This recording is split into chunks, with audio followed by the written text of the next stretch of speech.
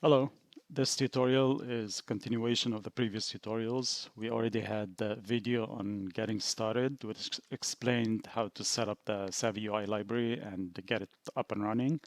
The second video we did was about layout managers, which describe how to use the layout managers to construct dialogues and frame windows. In this tutorial, we'll tackle dialog boxes. Dialog boxes are just modal pop-ups that are used to capture user information or capture input from the user.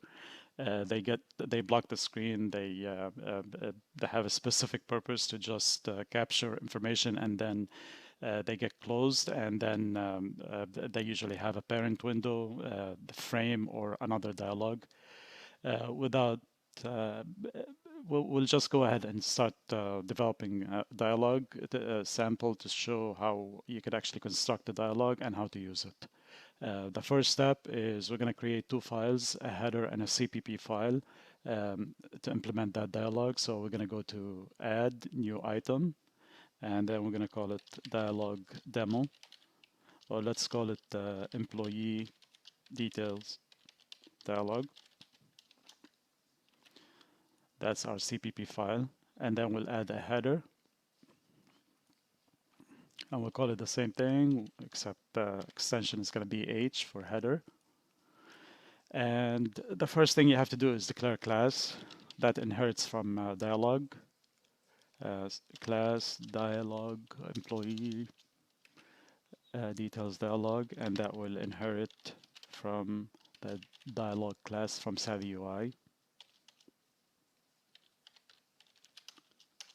We'll create a constructor and a destructor.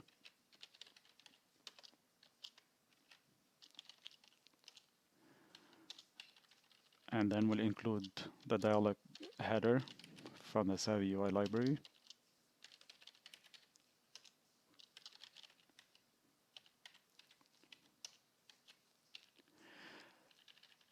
And in order to implement a dialog, you have to implement a few functions. You don't have to, but if you want to construct the dialog in a way that is when the dialog is actually activated, the framework calls certain functions to allow you to construct your window.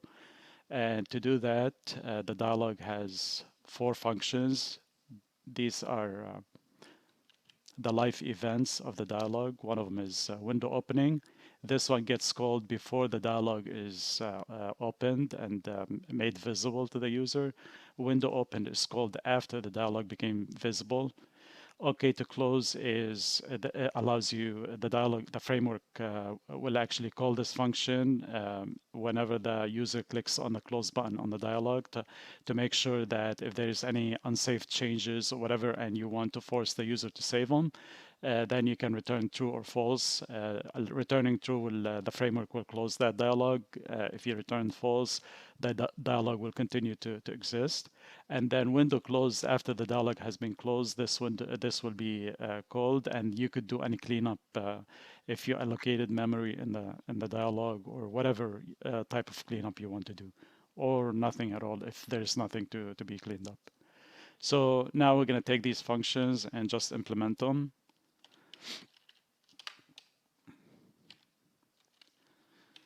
So I'm just removing the implementation from the header. And we're going to implement these functions in the CPP file.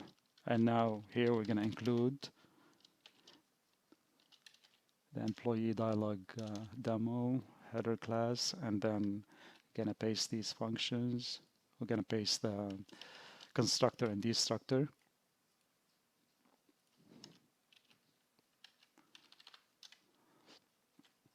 And obviously, in order to implement these functions, we need to tell C++ what class they belong to. So we prefix these with the name of the class and double colons.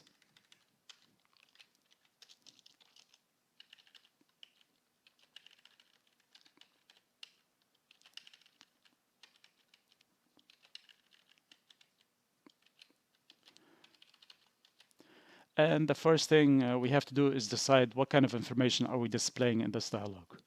So since it's employee details, what we need to have maybe a first and last name. So we'll have a label for that. And then another one for last name. We'll have an address label. We'll have a telephone number label. And we'll also have an email label. So that's going to be the label. These will be the labels of the fields that we'll be displaying. So now we'll have the fields declared. So these will be text fields. And we'll change the label to field.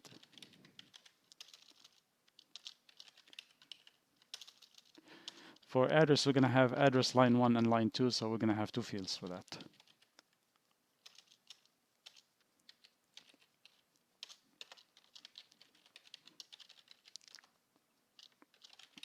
We'll see how, I'll show you how all this comes together when we implement them, when we create the layout of the dialog. And then we're going to have an email field. And because the phone number would have a mask, I'm going to declare it as a masked field instead.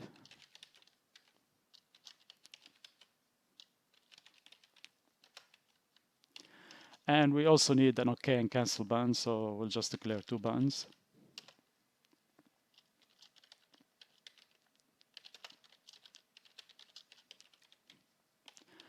And let's have a comment box. So actually, we're going to add a note field, which will be a text area.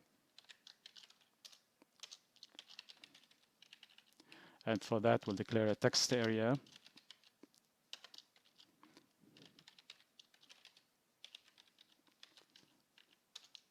Now we have all the fields that we need, so we just need to include the files, the header files from SavvyUI for these types. So we have a label,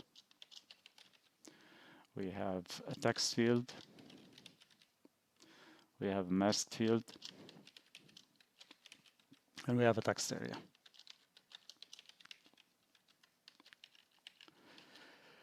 And now we take these fields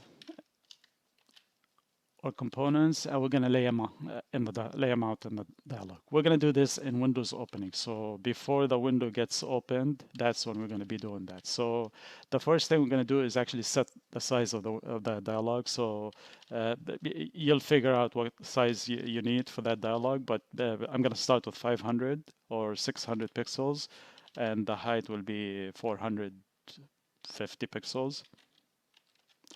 And then we'll set a title. And let's say we'll call this employee details.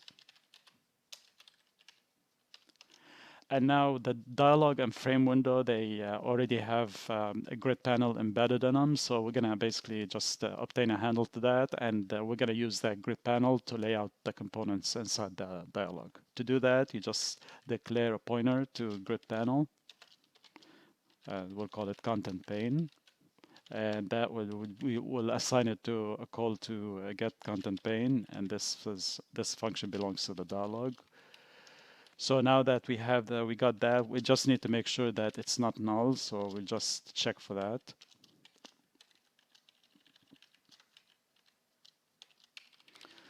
Now we need to decide how we want to lay out these components. So I'm going to have the first name and last name on one line, and then I'm going to have 2 address lines. We'll have a phone and on one line, and then email address, or actually we'll have a phone on and an email address on the same line, and then we'll have the text area for the note. So and then the 2 buttons at the bottom. So let's start with that. We're going to say set layout.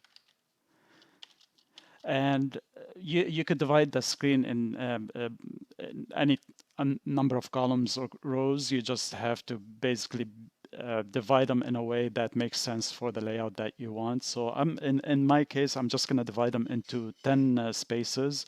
So, and then I'll allocate whatever number, because each component can span across multiple columns, or multiple rows. So I'll just divide the screen into 10 spaces or 10 columns, and then depending on the field, for example, I'll have it span over 2, 3, or 1 space, depending on the type of field it is. So we're going to divide them into 10 equal spaces. We'll start with -1. To make them equal, we just use -1 for each column. So that's 5. Just going to copy that again and paste it. So that's 10 columns. And now for the rows, we talked about having a row for the first and last name, and that will be 30 pixels. We talked about having 2 address lines, so we're going to have 2 lines for that. And we're going to have 1 for the phone number and email, so that's another 30. Now, the note field, we wanted to occupy the remaining space. For that, for the row to be filled, we just specify -1. And then we're going to have 10 pixels between the note field and the buttons. So I'm going to have 10 there. That's not going to be used except as a separator. And then we'll have 35 for the buttons. So now that we had that, you have to use content pane for that. So now that we have that, now we can start laying out the components. To do that, we'll start by calling add component. And add component of grid panel actually is a grid, so you have to specify the column and the row, and the column span and row span. If the column span and row span are 1, you don't have to specify those values, but if they're more than 1, you need to specify that. So for the first name, I'm going to have a label. I'm going to have it occupy 2 spaces. So it will span across two columns. So it will start at 0, and the row will be row 0. And I just want it to occupy 2 columns. That's 1. We'll do the same thing for the field. So we're going to put the first name label, first name field. We'll have some space in between, and then we'll have the first name, last name label, and last name field. So we'll do first name field. And since the label starts at 0 and occupies 2, so 0 and 1 will be reserved for the label. So we'll start at 2 for the field, and we'll have it also occupy 2 columns. It will be row 0 and 2 columns. And now we'll add the last name label. The last name label, since we used 2 and 2 for the first name and last name, we're going to use the same thing for the last name. So we're going to start from this position. So this position is 0, 1, 2, 3, 4, 5, 6. So we're going to start at column 6 for the last name. So it will be column 6, row 0, and it's going to span 2 spaces. And the last name field will follow that. And that one will start at 8 because the label starts at 6 and spans 2. So the next available column is 8, and it's going to span 2 spaces or 2 columns. So now we'll add the address. So the way we're going to do this, we're going to have the one address label and 2 fields falling on 2 separate rows.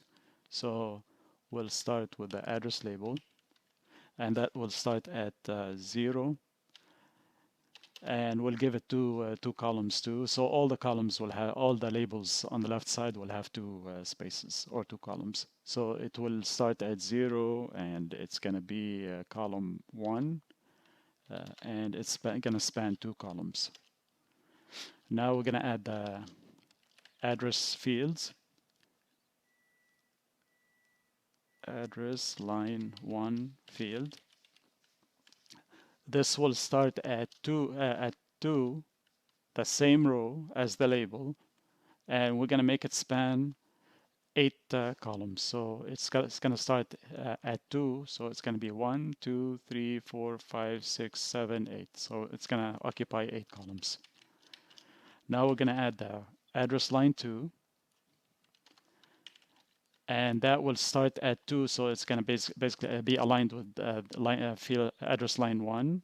But it's going to be on the next row. So we just have to increment the row. And now we're going to add the phone number and the email address on the same row, the following row. So the telephone label is going to be at 0, and it's going to be at row 3, and it's going to span 2 spaces. And then we'll add the telephone field. And this one, because the label span 2, so we're going to start at 2, and it's going to be on the same row. And this one will make it span 2 columns.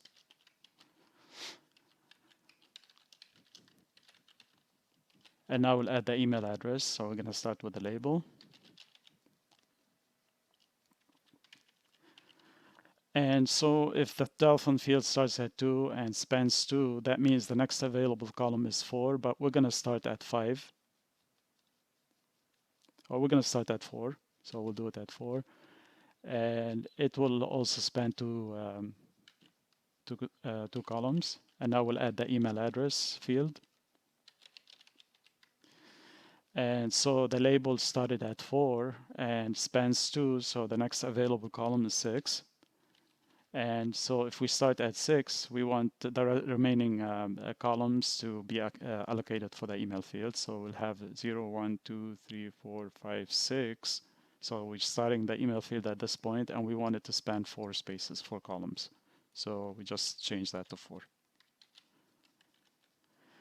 So now we'll add the note field.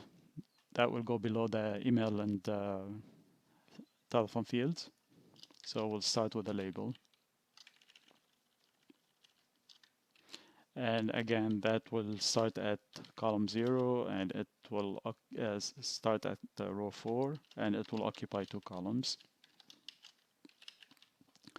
And the note field will be starting at 2, following the label, and the same row. But now we want it to occupy the remaining columns, which will be 8. So one thing about the note field, we remember that the row is fill. That means it's going to occupy whatever remaining space. Vertically, it's going to occupy whatever remaining space in the dialog is between the buttons and the row that contains the phone number and the email. And finally, we'll just add the buttons.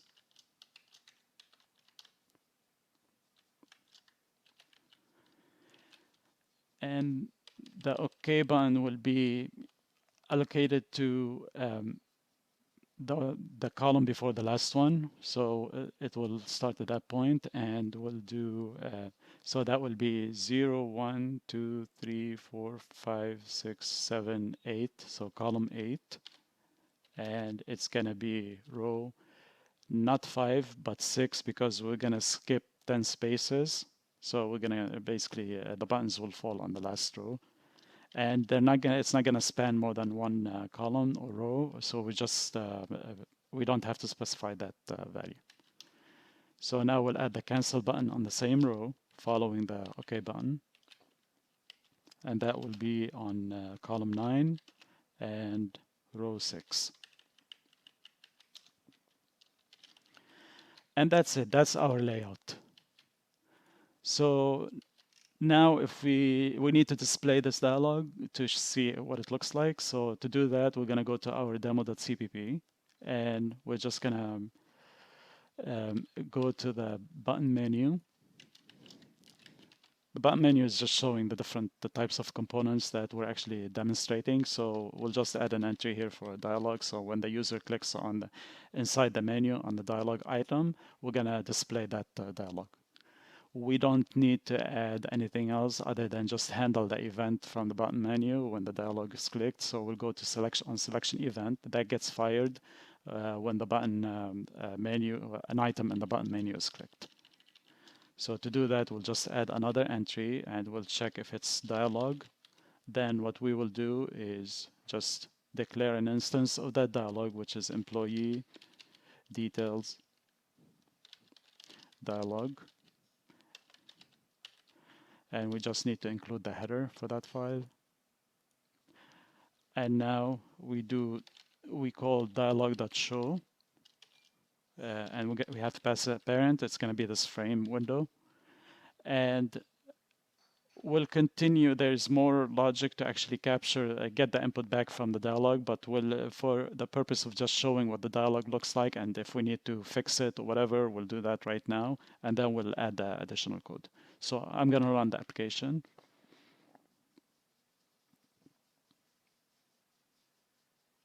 So if I click on dialog now, this is what it displays. So notice how everything is laid out. We have a first name, last name. There are labels that you don't see because we haven't actually set the text on the labels and the buttons. So we're going to do that. So we'll close this and go and do that. So we'll go back to the employee details dialog. And to do that, we'll just take the label and we'll initialize the components here. So we're going to say set text, and that will be first name, last name,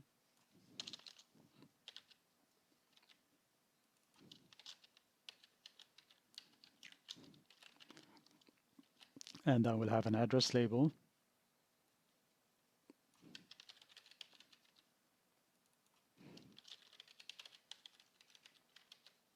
I'm just going to increase the size of the dialog to 800 pixels instead. And then this will be the telephone number, telephone label.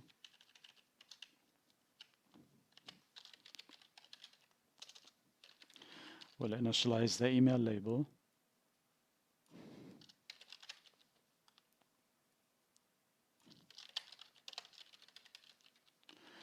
We'll initialize the note field label.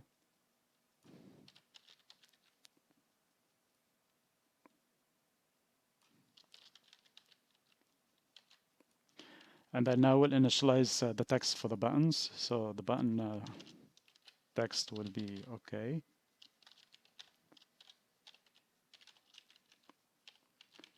And then for the cancel button, it will be cancel.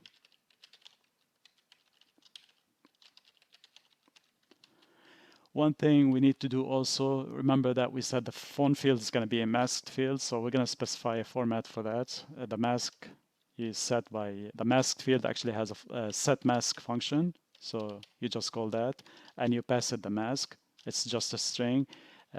So we'll just make it a US format. We'll do +1, and then if you, for any position that you want a number to be entered, you put the pound sign. So that should do it. And now if we run again, we click dialog. Now you see all the labels right there.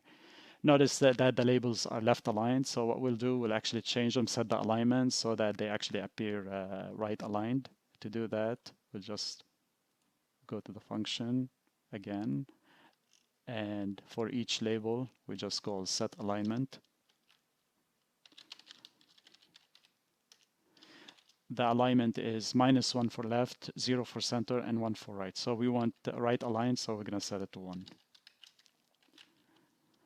For the last name, address, telephone, email, and note field.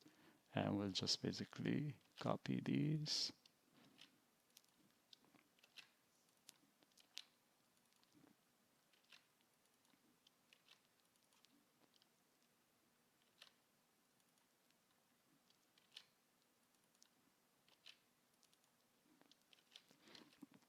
And let's put a colon after that.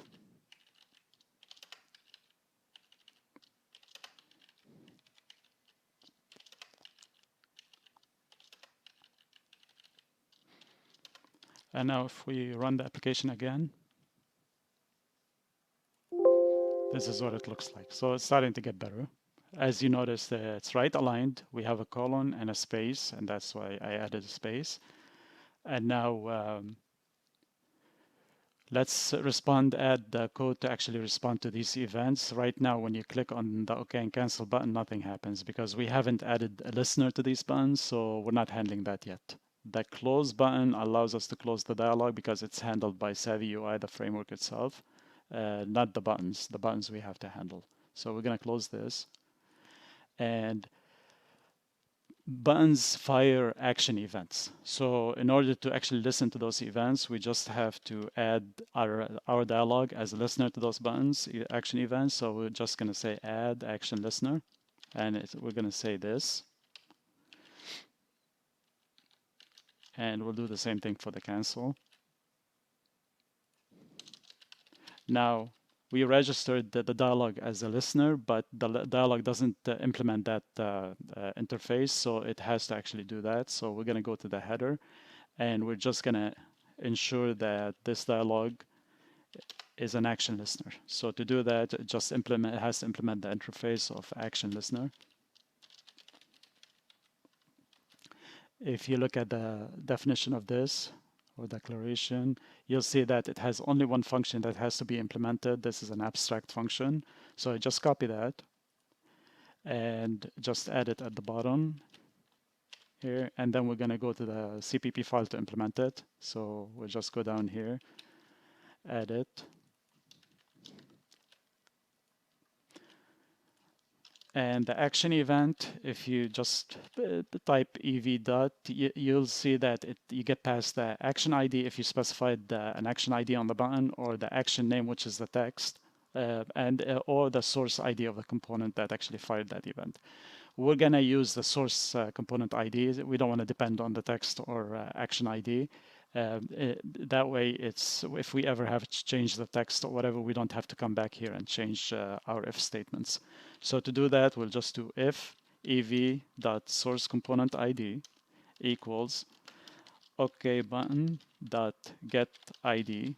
All components in SavvyUI have implement that get ID function. So whatever component is firing this event, you will get the ID of that component, and you just compare it to that component by calling get ID. And if they're equal, that means the OK button actually is the one that sent that event. So what we're going to do here, we're just going to say close dialog. And we're going to pass it. There are two constants that we can return to the pass to the close, and we're going to pass dialog OK for this one. And if the cancel is clicked,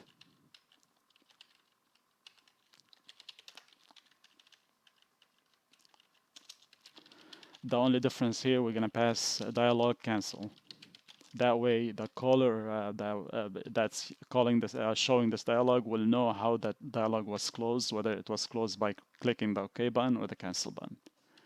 So now if I run the application, now I should be able to click on the OK or cancel to close the dialog. So if I do that, done. If I click the cancel, done. So now the one thing remaining is to actually validate the data. Actually, we have two more things to do. How do you use this dialog to actually display existing information? So we're going to take care of that. And then also we want the dialog to at least do some validation before it closes. It shouldn't close without at least first name and last name being entered. So that's our criteria. So we're going to do that. To do that, we're going to do it here before we close the dialog on OK. On the cancel, we don't need to handle that because they're canceling. Obviously, we don't need to do any validation. So to do this, we'll just say if first name get text. We're just going to check the length of the text at this point. This might not be a proper validation, but we're just going to make sure that they're not empty. So we're going to check the first name and last name.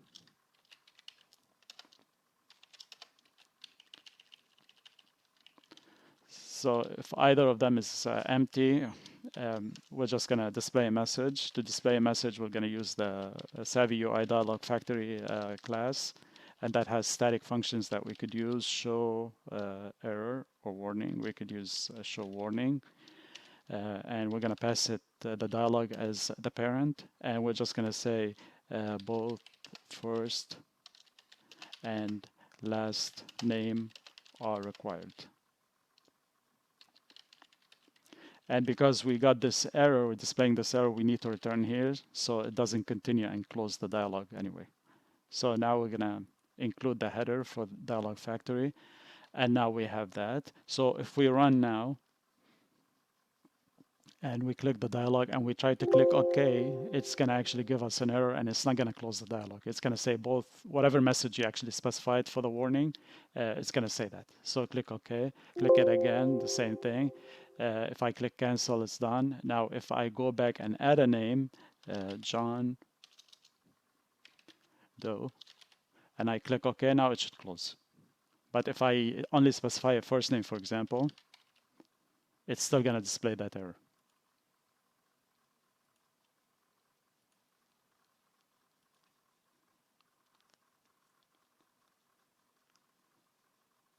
Okay. So now now that we did the validation, we need to actually make the data accessible to our demo. For example, when we displayed the dialog, we need to actually check how the dialog was closed. So going back to the class that actually displayed the dialog, we're gonna check how the dialog was closed. To do that, we'll just say dialog.getExitCode equals dialog. Okay, so we only want to handle this case. If it's cancelled, we don't care about that. We'll just terminate. So in this case, we need to be able to get the information from the dialog to actually save it somewhere or add it to a grid or whatever. So to do that, we haven't exposed the fields in the dialog so that they could, they're not public. So this class cannot actually access those. So what we're going to do, we're going to actually make public variables. These will be used for displaying existing information and getting the information back from the dialog. So whatever is using the dialog, if they need to display existing information, they will set these fields that we're going to add right now. And the dialog will actually set them to the actual field, the corresponding fields. And when the dialog closes by the user clicking OK, then they could use the values in these fields to basically capture the information that was entered. And to do that, we're just going to declare regular strings. And we're going to say first name, last name, address line 1, address line 2, telephone, email, note, and that's it. So now we're going to go to where we close the dialog. And if our validation passes, since we only care about the first and last name being populated, at this point it's safe to just set the fields from set the value of these variables from whatever is in the fields. So we're just gonna set the first name to this. We're gonna set the last name to the last name field data. And address line 1 will be equal to address line 1 field dot get text. Address line 2 will be equal to address line 2 field dot get text. Telephone will be equal to telephone field dot get text. The email address will be set to email field dot get text, and the note field will be equal to note field dot get text.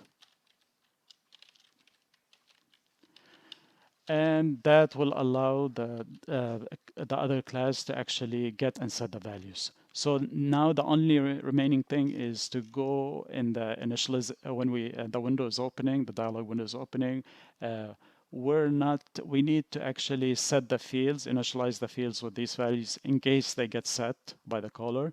So to do that, we're just going to go and take the fields themselves. So we're going to start with telephone, for example, field dot set text, and that will be set from the telephone. And then we're going to do first name field dot set text first name. I'll just copy that. Last name.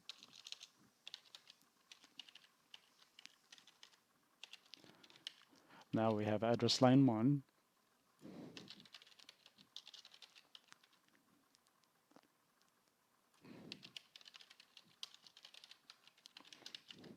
Copy that, set it to 2. We have the email.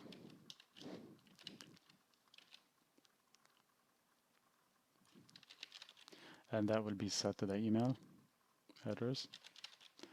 And then the note field.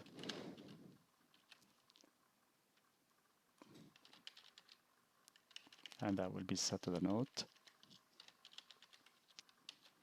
And that's it. We took care of all the logic that we need inside the dialog. So now we're allowing the caller to actually initialize the fields from, and then when the user clicks OK, closes the dialog, we're populating those fields so they can be retrieved by the caller. And now we'll go back to our demo, and now we could access those fields. So when they click OK, now we could actually say W string first name, for example, equals dialog dot first name. And then we'll do the same thing for the last name. At this point, you could do whatever you need to do with the data. You could save it to a database or whatever you want to do. You need to do with that. For our demo, we'll just display the information just to ensure that we actually got that data. We'll just display it in a pop-up to inform the user that these are the first and last name that were entered. So we'll do show info this, and we'll just say first you entered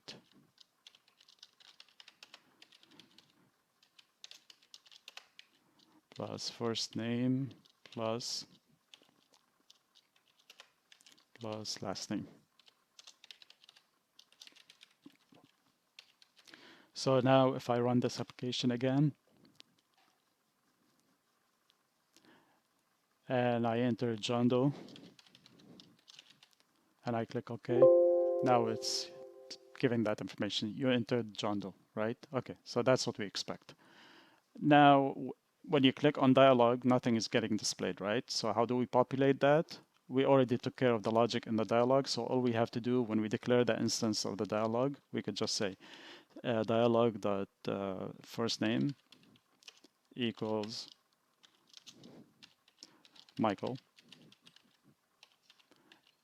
Dialog dot last name equal Michael Jones.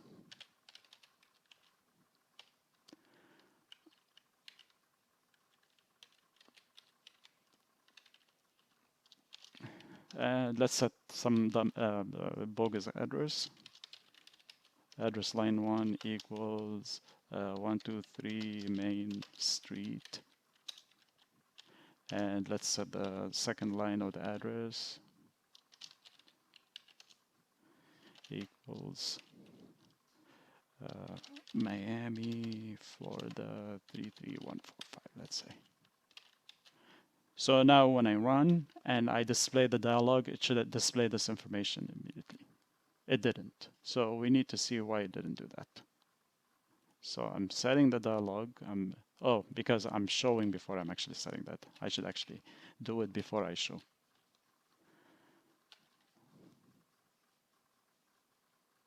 Now there you go. So now when I change this information, if I click OK, now it's going to display Michael Jones. You entered Michael Jones. But if I go and change it to James Edwards, now that information has changed. And that's it. That concludes the tutorial about dialog boxes. This should be enough information about how to create dialogues, how to use them, how to populate them. for most users. Basically, all dialogues work like this. You basically show a dialogue with pre-existing information or without any information. So when you're adding a new record, for example, you don't populate the dialogue up front. You just basically display it empty, and then they enter the information. You capture that information, you save it to a database. If you're editing, you retrieve the data from the database, the existing data, you set it to the dialogue, you show it, and you allow them to edit that information, and then you save it again. So that's it for this tutorial. Thank you for your patience, and see you next time.